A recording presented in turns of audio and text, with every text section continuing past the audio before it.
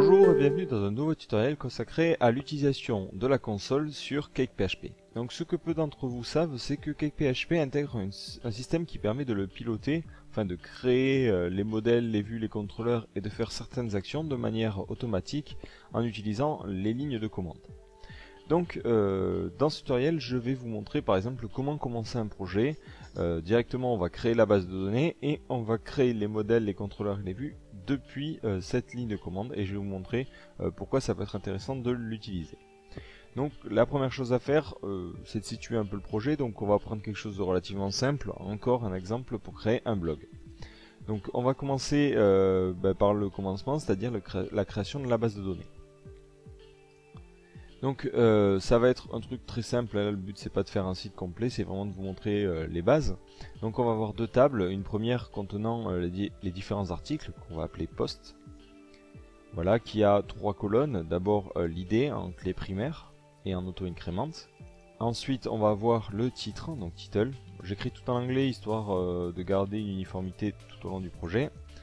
Donc le titre on va prendre 60 caractères et le contenu, content, qui lui on va le mettre en tiny text parce que c'est jamais la taille que ça peut faire, ça peut être très long. Voilà. Donc là ma table est prête, je vais créer une autre table que je vais appeler catégorie qui va me permettre de catégoriser mes différents articles. Voilà, et en colonne je mets encore une fois l'idée en clé primaire auto-incrémente et le titre de la catégorie. Donc là bon c'est une structure que vous connaissez déjà, c'est pas vraiment le point important. Et ces deux éléments, pour les relier, on va avoir une liaison de type 1N, c'est-à-dire que un post peut avoir une catégorie et les catégories peuvent être associées à plusieurs posts. Donc voilà, là on a notre structure de base. À la limite, on va aussi créer une table users qui permettra de connaître les administrateurs. Mais bon, là de toute façon elle ne nous servira pas, donc finalement je vais pas la créer. Donc ensuite, cet élément je vais le reporter au niveau de mes bases de données. Donc pour cela j'exporte.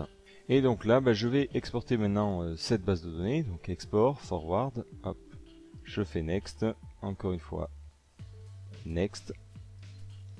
Et là je prends ça et je vais aller le mettre directement sur mon PHP MyAdmin. Donc SQL.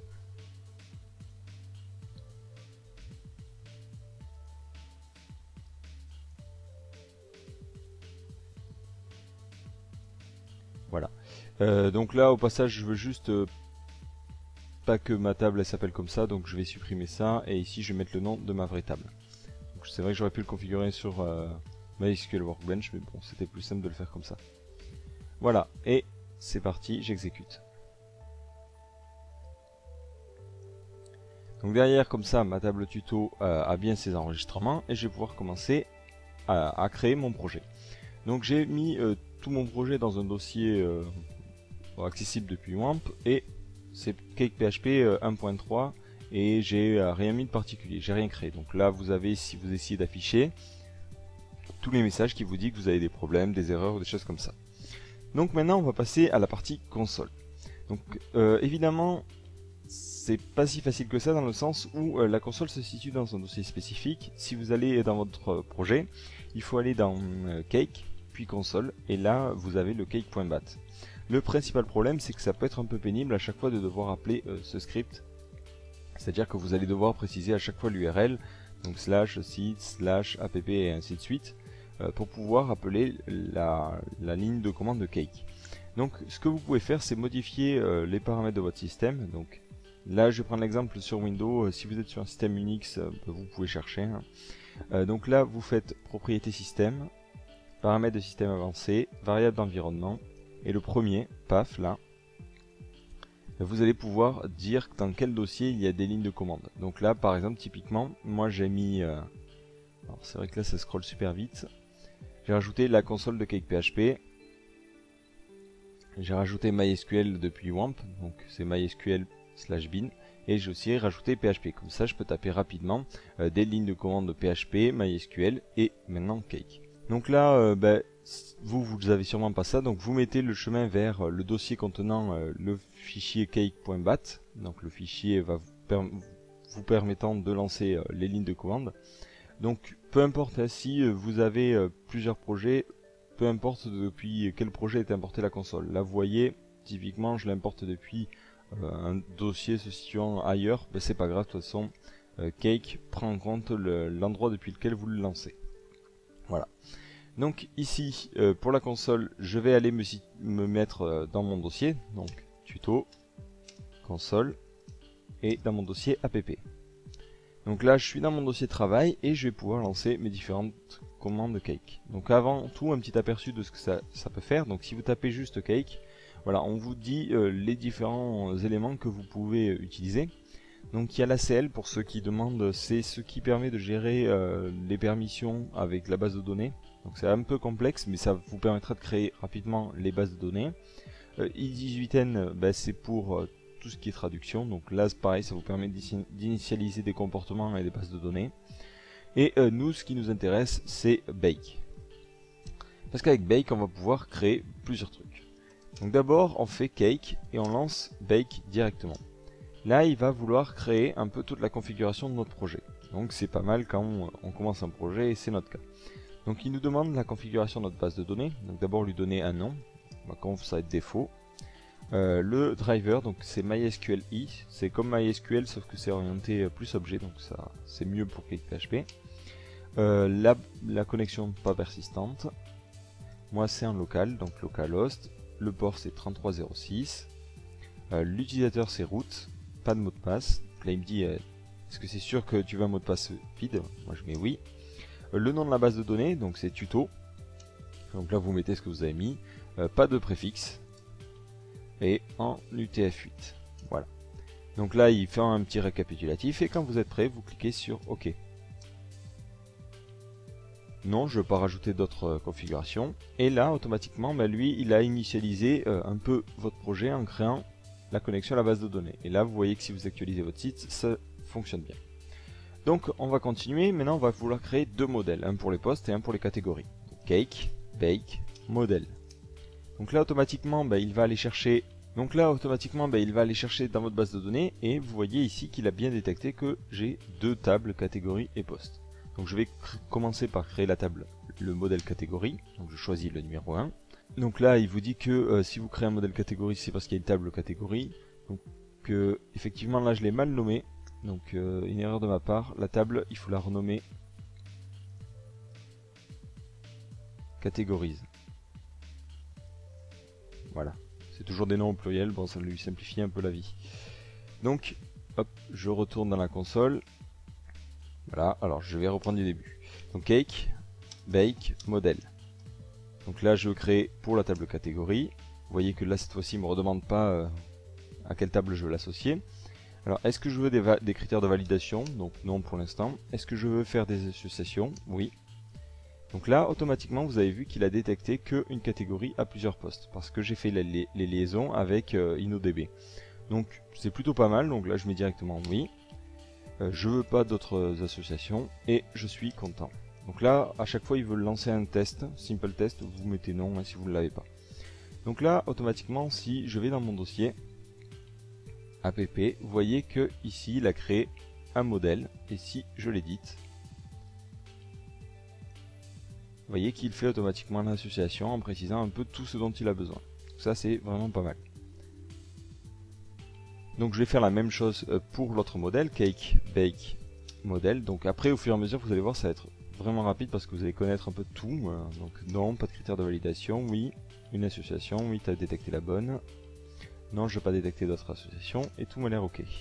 Voilà. Maintenant, on a ça, on va créer notre contrôleur. Donc Cake, Bake, contrôleur. Donc on va avoir besoin de deux contrôleurs, un pour les postes, d'abord pour les catégories. Alors, là, il vous demande si vous voulez construire votre contrôleur de manière interactive. Donc ça, c'est pas mal si vous avez déjà commencé à créer des fichiers pour être sûr qu'il ne les efface pas. Donc moi, vu que je commence, je mets non. Là, il va vous demander si vous voulez créer les vues basiques. Alors attention, si vous mettez oui, il va les créer comme ça, index, add, view, edit. Nous, on ne les veut pas comme ça, on les veut avec un admin routing qui va nous permettre d'y accéder que depuis l'admin. Il n'y a que l'admin qui va pouvoir gérer ces éléments-là. Donc ici, vous mettez non. Et la question d'après, voilà, il vous demande si vous voulez l'admin routing et là vous mettez oui. Donc automatiquement il dit ah c'est bizarre, dans votre fichier de configuration vous n'avez pas déclaré de routing admin, donc là vous mettez le routing que vous voulez, donc moi ça va être /admin, et automatiquement il va aller modifier la configuration et prendre en compte ce que vous venez de dire. Voilà. Donc là, si vous allez maintenant dans les contrôleurs, vous voyez qu'il a créé le contrôleur catégorie. Et le plus beau, c'est qu'il a créé toutes les vues qui permettent de gérer l'administration. Donc l'ajout, la suppression, l'édition, avec tout le code qu'il faut. Bon, c'est en anglais, il ne faut pas trop en demander non plus. Mais vous allez voir pourquoi c'est intéressant. Donc je peux encore lancer Simple Test. Et je vais faire la même chose pour post. Donc, cake, bake, contrôleur, post, contrôleur. Donc là c'est pour post, non, non, oui, tout a l'air ok. Voilà, donc là j'ai créé mon second contrôleur et je vais créer maintenant les vues. Donc cake, bake, view. Donc je vais créer une vue pour les deux contrôleurs, donc d'abord je vais commencer par catégorie. Là pareil, il vous demande si vous voulez construire interactivement. Donc si vous mettez oui, c'est à partir du contrôleur, il va se baser pour construire les vues en faisant attention de ne pas supprimer celles que vous avez déjà créées. Si vous mettez non, il va un peu créer toutes celles par défaut. Donc là, nous, cette fois-ci, on va mettre oui, pour qu'il prenne en compte les éléments dans le contrôleur. Oui, voilà. Et là, il nous demande si on veut créer les vues par défaut, admin, edit et compagnie. Alors là, on veut pas, hein, donc no. Est-ce qu'on veut créer les vues pour le routing avec admin? Oui. Et c'est parti. Et maintenant on refait la vue pour les posts. Alors oui, interactivement. Non, je veux pas créer les vues par défaut. Oui, je veux prendre en compte l'admin. Et c'est prêt. Et donc voilà, là on a, si vous allez dans les vues. Donc on va prendre post par exemple. Vous avez bien votre vue admin edit et dedans tout le code qui est nécessaire pour créer le formulaire. Maintenant si je me rends sur mon site web. Donc, imaginons je veux accéder à l'édition des posts, je fais admin/post. Et donc là, vous voyez que j'ai tous les systèmes qui me permettent de gérer mon administration. Et ça m'a pas pris plus de 10 minutes. Donc maintenant, je veux créer un nouvel article. Alors d'abord, je crée une nouvelle catégorie. Donc par exemple, motion. Il va même afficher les messages de succès et tout, donc c'est vraiment pratique. Donc on va recréer une nouvelle catégorie, on va l'appeler pub ou advertising. Donc là vous voyez qu'automatiquement il liste les catégories, on peut les éditer, les voir et les supprimer. Donc là ce que je vais faire, hop je continue, je veux créer un nouveau post, donc list post, new post. Et là vous voyez automatiquement il détecte mes catégories, je mets le titre de mon article.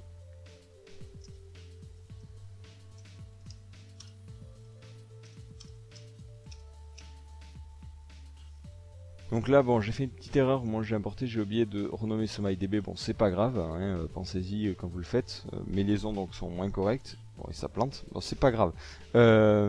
Donc là vous voyez que en quelques secondes j'ai pu créer un système qui me permet de gérer mon site. Donc là vous voyez que ça permet à peu près de tout gérer. Donc après ce qu'il vous faudra faire c'est sécuriser l'admin. Donc là pas de problème, vous pourrez par exemple regarder le tutoriel sur la sécurisation de CakePHP avec le composant hot. Et comme ça vous aurez toute l'architecture principale de votre site qui est prête à être utilisée. Donc après, vous pouvez modifier les vues, les contrôleurs, mais vous avez déjà une bonne base de travail et l'avantage c'est que ça se crée, vous voyez, très rapidement avec la console et c'est plus sympa que faire toujours le même code de manière rébarbative. Donc voilà, j'espère vous avoir donné l'envie d'utiliser cette console de CakePHP qui est vraiment pratique, hein. Je vous conseille vraiment de l'essayer, hein, même si vous n'êtes pas forcément très convaincu, et vous verrez que vous ne pourrez plus vous en passer. Donc si vous avez des remarques, n'hésitez pas à les poster en commentaire en bas du tutoriel.